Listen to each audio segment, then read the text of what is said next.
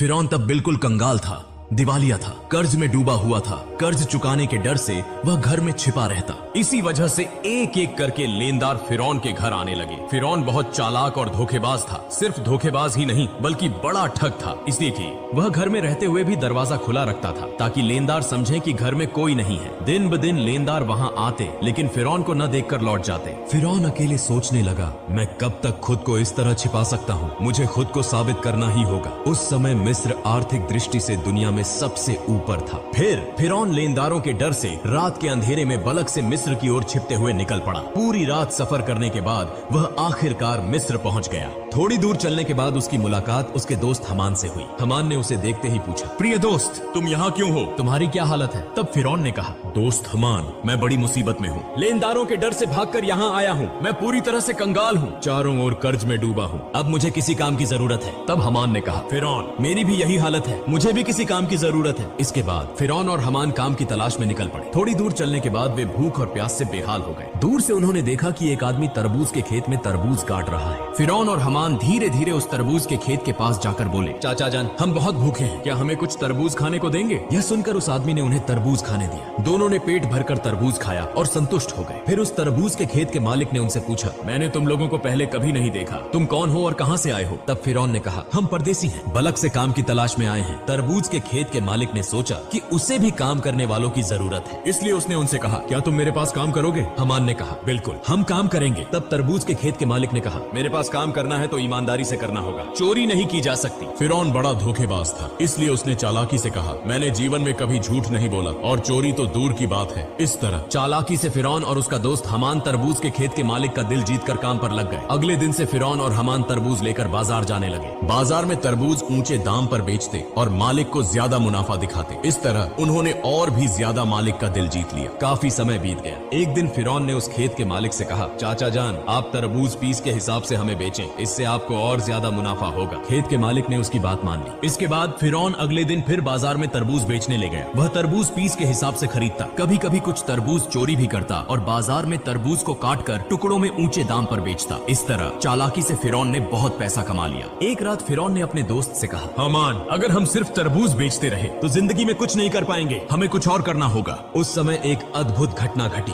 मिस्र के बादशाह ने अपनी सेना के माध्यम से देश में एक घोषणा जारी की। सैनिक विभिन्न स्थानों पर जाकर कहने लगे, यह सूचित किया जाता है कि मिस्र के कब्रिस्तान में एक चौकीदार की आवश्यकता है। यदि कोई व्यक्ति इस नौकरी को करना चाहता है तो वह तुरंत मिस्र के बादशाह के दरबार में संपर्क करे। यह कहकर सैनिक वहाँ से चले गए। इस बात को प्रत्यक्ष और परोक्ष रूप से सुनने के बाद फिरौन ने अपने दोस्त हमान से कहा, हमान, चलो हम राज दरबार